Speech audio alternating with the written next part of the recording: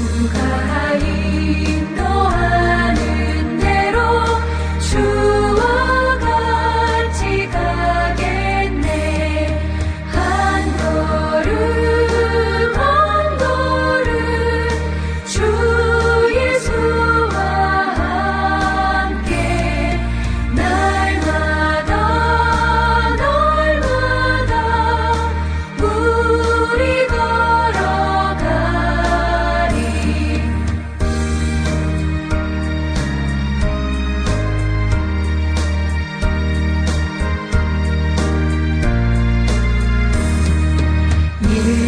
일선지자 에녹같이 우리들도 천국에 들려 올라갈 때까지 주와 같이 걷겠네. 한 걸음 한 걸음 주 예수와 함께 날마다 우리 걸어가리.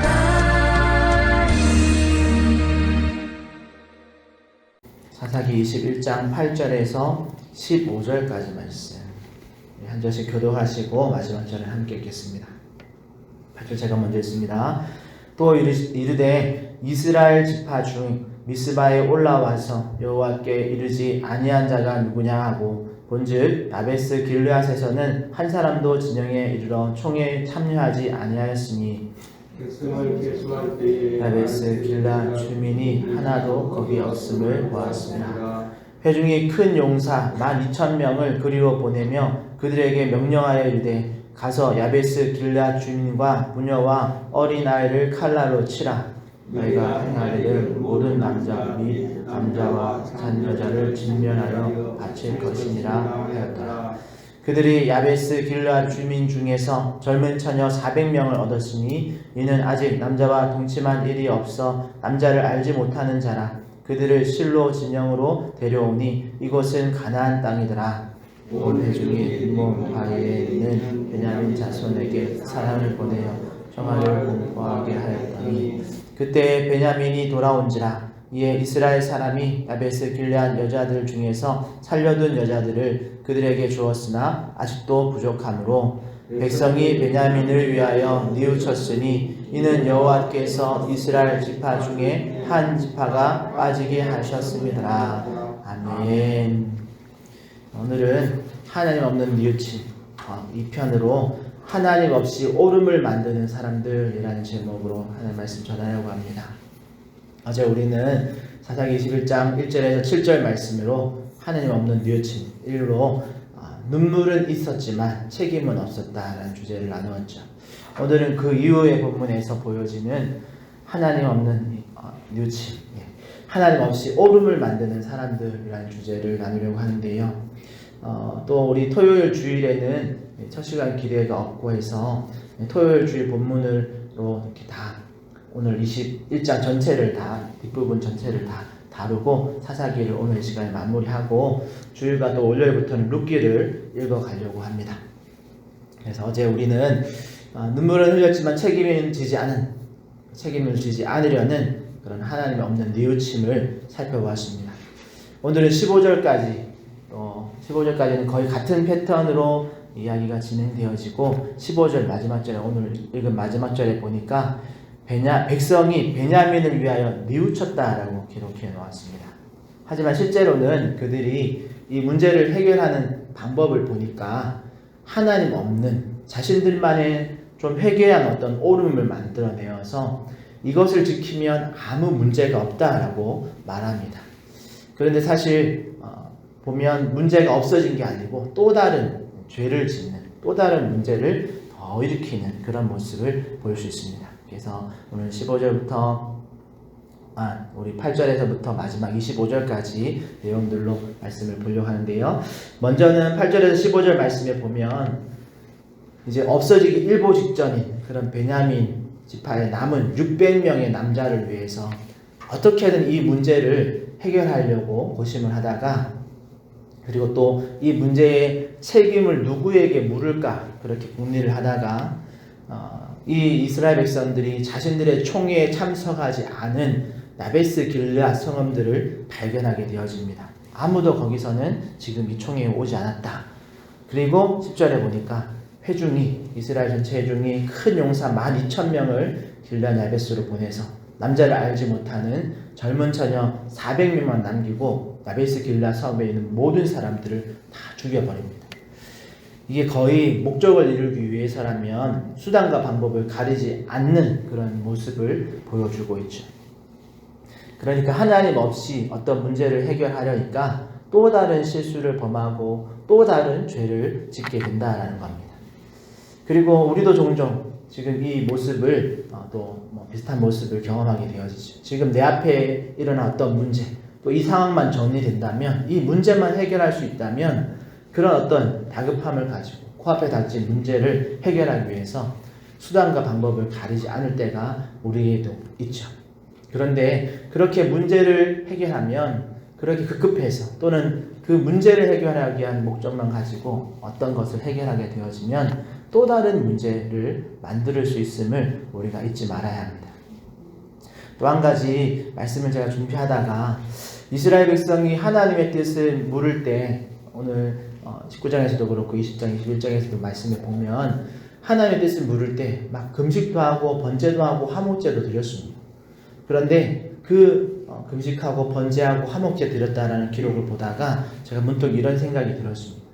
정작 드려야 할 속죄제는 왜 안 드렸을까라는 생각이 들었습니다. 그러니까 하나님 없는 뉘우침으로 그냥 눈물도 흘리고 또 후회도 하지만 정작 자신들의 죄에 대해서는 회개와 또 속죄제와 같은 이런 모습을 통해서 그 잘못된 것을 바로잡는 또 자신들의 죄를 용서를 구하는, 그래서 거기서 완전히 돌이키는 그런 모습은 모른 척하면서 그냥 형식만 갖추고 자신들의 뜻을 계속해서 진행하고 있는 것을 보았죠. 이렇게 자신들의 책임과 죄에 대해서는 다른 사람 핑계대고 또 모른 척하고 넘어가면서 또 다른 희생양을 찾아서 처녀 400명을 구해서 문제의 일부를 해결했습니다. 그렇게 해결했다라고 생각을 했었습니다. 그런데 그렇게 생각한 이스라엘 11지파는 16절에서 24절의 말씀을 보니까 아직 다 채우지 못한 200명의 처녀를 더 구하기 위해서 또 다른 방책을 구상하고 그것을 실행에 옮깁니다. 새로운 기준을 세우게 되어지는데요. 그것이 바로 실로에서 매년 있는 여호와의 명절에 춤을 추러 나오는 실로의 딸 중에서 200명의 여자를 납치해서 자신의 아내로 삼는 방법을 구상해냅니다. 사실 이 방법은 앞에 있었던 방법보다 더 명분도 없고 왜 갑자기 실로의 딸들인가 라는 질문이 생깁니다. 거기 합당한 이유가 없습니다. 굳이 왜 실로의 사람들인가? 그 대답을 생각해 보자면 때마침 여호와의 절기가 있었고 또 실로에는 매년 그 절기가 되면 처녀들이 춤을 추면서 퍼레이드를 하는 그런 순서들이 있었다라는 거죠. 그 이유 때문입니다. 처녀를 200명 거기 가면 만날 수 있겠다라는 이유 때문입니다. 그러니까 이들은 지금 베냐민에 남겨진 600명의 남자에게 아내를 붙여주는 것만 해결하면 모든 것이 다 이제 된다, 마무리된다라는 그런 논리밖에 없는 거죠. 그리고 앞선 방법들도 하나님 없는 기준으로 자신들을 마음대로 세운 기준으로 그렇게 진행했었고 하나님 없는 기준이 되다 보니까 이들의 논리는 점점 더 타락하는 모습을 보여주고 있죠. 특히 이들은 이 실로의 딸들을 희생양으로 삼은 것에 대해서 자신들 스스로가 한 맹세를 기준으로 삼고 이 일을 허락합니다. 이들이 어떤 맹세를 했었냐면 21장 1절에 보면 21절 처음 들어올 때 이들이 처음 미스바에 모였을 때 이런 맹세를 했었습니다. 베냐민 지파에게는 우리의 딸들을 절대로 주지 말자. 우리 전부 다 우리가 베냐민 지파와 이제 우리 딸들을 베냐민 지파에 주지 않기로 맹세를 했었습니다. 그러니까 이 맹세를 어기면 죄를 짓는 것이 된다라는 겁니다. 그래서 오늘 22절의 말씀에 여러분 보시면 아주 회개한 논리를 펴는데요. 실로의 딸들이 납치되어 갈 때 22절에 만일 그의 아버지가 형제, 아버지나 형제가 와서 우리에게 왜 이런 악을 그냥 두고 보느냐 뭐 이렇게 시비를 하면, 너희들에게 그렇게 시비를 하면 우리가 그들에게 말하기를 청하건대 너희는 우리에게 은혜를 베풀어 그들을 우리에게 줄지니라. 너희 딸들을 우리에게 주라. 그 다음에 베냐민 사람들이 그 사람들을 납치할 수 있도록 허락해달라. 그러면서 뭐라고 말하냐면, 이는 우리가 전쟁할 때에 각 사람을 위하여, 베냐민 그 남자들을 위하여 그의 아내를 얻어주지 못하였고, 여기까지는 자기들이 실수한 부분입니다. 그런데 지금 그걸 가지고 은혜를 베풀어 달라고 말하고, 그 다음이 이제 잘못된 논리, 더 심각한 논리인데, 너희가 자의로 그들에게 준 것이 아니니 너희에게 죄가 없을 것임이니라 하겠노라 라고 말합니다. 이게 무슨 말이냐면, 그 딸을 빼앗긴 아버지와 그 형제들, 가족들이 이스라엘에 와서 왜 이런 악을 그냥 두고 보느냐, 이거 어떻게 하느냐, 무슨 일이냐 이렇게 물으면, 우리가 전쟁 중에 그 아내들 구해주지 못했고 그 우리 실수를 너희가 좀 책임을 져라, 우리에게 은혜를 베풀어 달라 이렇게 말로 하고, 그리고 더 어이가 없는 것은 너희가 자의로 그들에게 딸을 준 게 아니니까, 빼앗긴 거니까 너희에게는 죄가 없을 것입니다 라고 말해주겠다라는 거죠. 사실 이 말은 딸을 빼앗긴 피해자에게는 전혀 위로가 되지 않는 말입니다. 더군다나 너희가 자의로 그들에게 준 것이 아니니 너희에게는 죄가 없을 것이다, 이 말은 우리가 얼핏 생각하면 이해가 안 되는 말입니다. 왜 피해자들이 죄를 지었다라고 말하지? 이렇게 이해가 안 되는 말이죠. 그런데 이 말은 아까 1절에 읽은 베냐민에게 딸을 주지 말자라는 그 맹세 때문에 나오는 표현입니다. 자기들끼리 맹세를 했었습니다. 우리는 절대 베냐민에게 딸을 주지 말자, 맹세, 우리 다 맹세하자, 그렇게 맹세를 했기 때문에 베냐민에게 딸을 빼앗기거나 또 그렇게 베냐민에게 지금 아내들을 지금 주게 되는 상황이지 않습니까? 그렇게 되면 이 맹세를 어겼다는 겁니다. 맹세를 어긴 죄가 있다는 거죠. 그런데 우리가 그 죄를 묻지 않을 테니까 이 여인 딸들 보내라, 이런 말을 하는 거죠. 그러니까 여러분, 이건 자기들끼리 한 맹세를 지키지 않는 것을 우리가 묻지 않겠다, 죄로 묻지 않겠다, 이런 논리를 펴는 겁니다. 너희들은 아내를 준 게 아니라 빼앗긴 거니까 맹세를 어긴 게 아니다, 그러니까 너희들은 죄가 없어, 이렇게 말하면서 지금 이 상황을 무마시키겠다라는 거죠. 여러분 잘 생각해보면 자신들이 베냐민에게 남은 남자들에게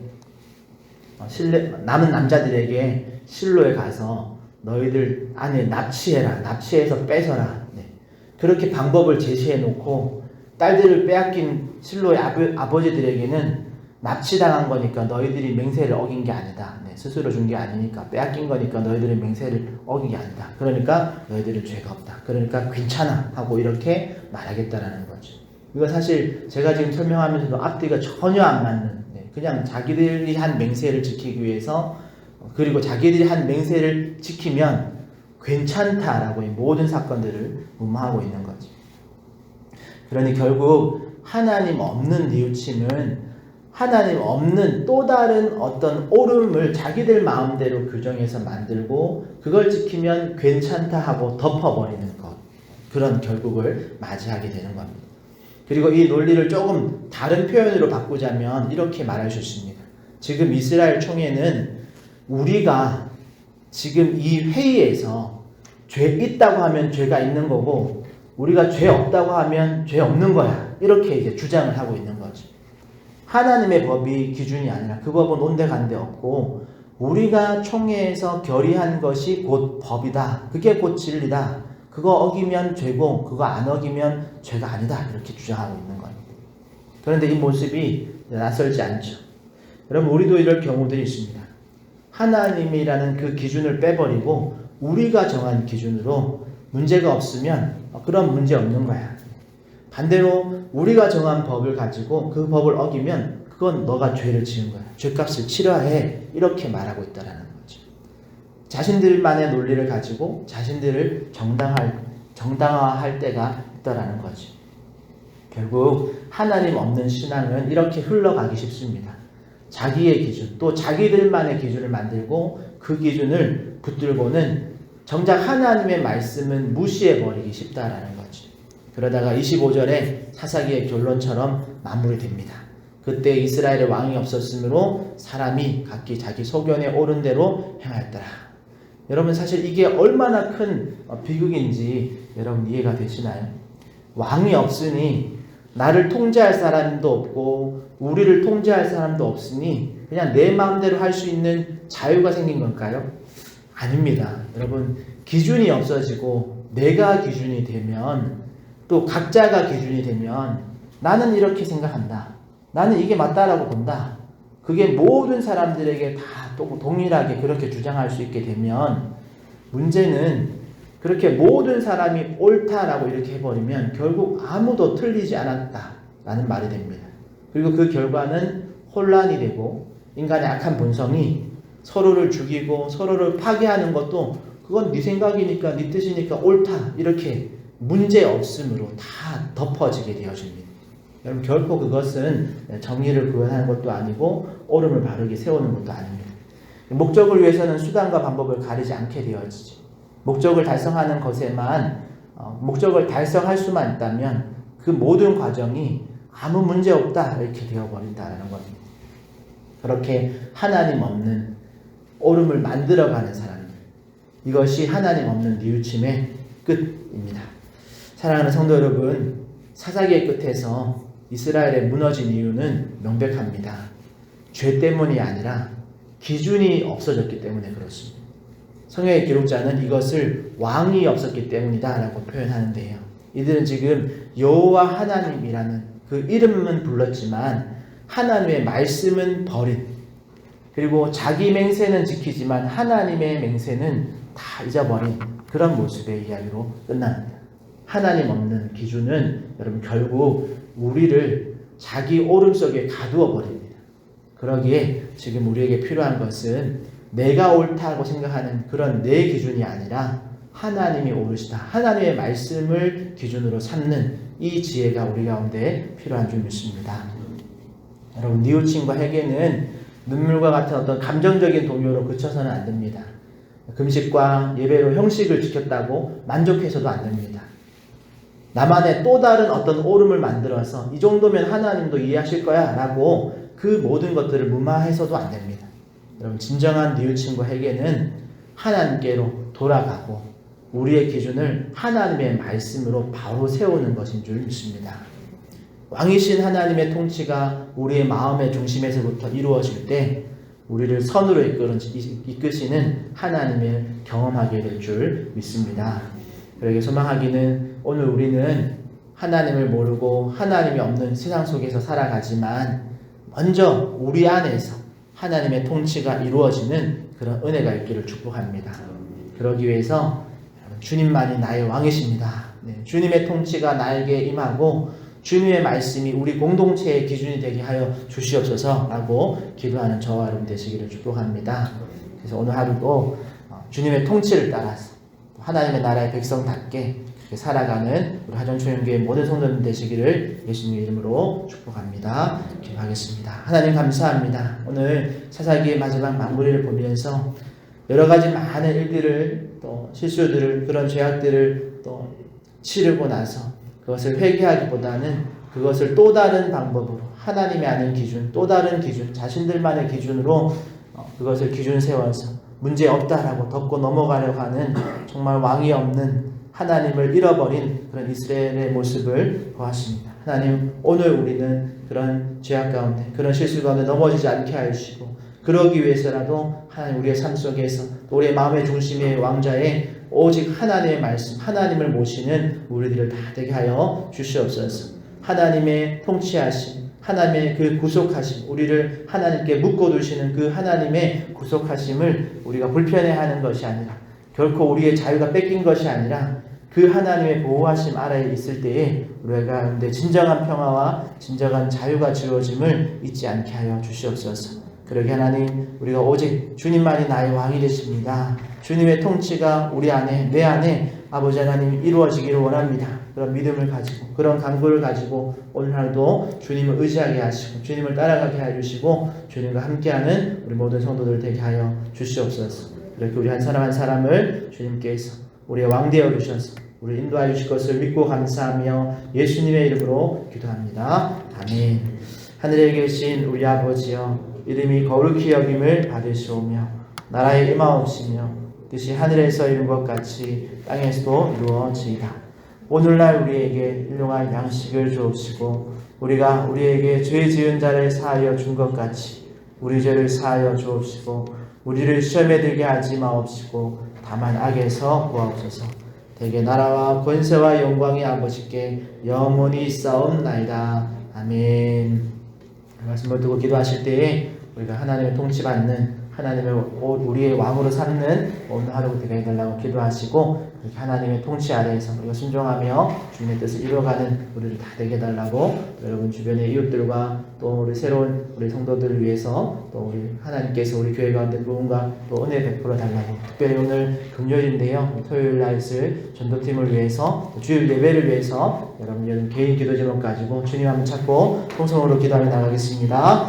주여 하나님 감사합니다. 우리 앞에서 말씀 앞에서 아버지 하나님 이 말씀 앞에 우리의 생각, 우리의 기준, 우리의 방법 가지고 아버지 하나님 즐거우신 은혜를 더하여 주시옵소서. 때로는 아버지 하나님 그 말씀이 우리를 불편하게 하고 때로는 그 말씀 때문에 내가 마음대로 할 수 없는 것 같은 그런 자유를 뺏긴 것 같은 모습이 또 그런 생각이 들으시 하나님 결코 하나님의 그 선하심이 우리 가운데 온도가 되어지지 않게 하시고 우리 가운데 아버지 우리의 자유를 제한하는 불편하게 되어지지 않게 해주시고 오히려 그 말씀이 우리를 풍요한 생명으로 이끌고 그 말씀이 우리를 죄악에서 우리를 또 멈출 수 있게 하는 아버지는 그런 하나님을 우리가 잊지 않게 해주시고 하나님의 말씀의 통치를 받을 때 그것이 가장 자유로운 가장 평화로운 가장 합당한 하나님 옳은 선택임을 잊지 않게 해주시고 주님 앞에서 우리가 순종하며 주님 말씀 앞에서 새롭게 열려가는 우리 한 사람 다 되게 하여 주시옵소서.